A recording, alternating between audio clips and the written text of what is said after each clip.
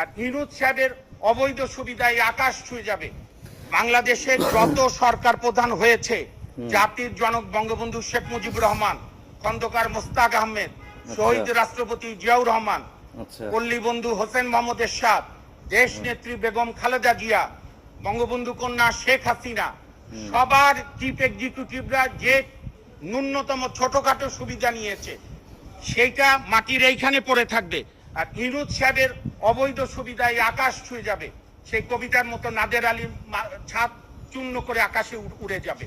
এই কারণে যেহেতু মাননীয় প্রধানমন্ত্রী, বাংলাদেশের সম্মানিত প্রধানমন্ত্রী জনাব তারেক রহমান জাতির উদ্দেশ্যে প্রথম ভাষণে বলেছেন, অসাধারণ কথা বলেছেন, যে দিন শেষে আইনের শাসনই হবে আমার সরকারের শেষ কথা। আর আইনের শাসনের পূর্ব শর্ত হচ্ছে যে কোনো অভিযোগ উঠলে একটি নিরপেক্ষ ইনকোয়ারি করা।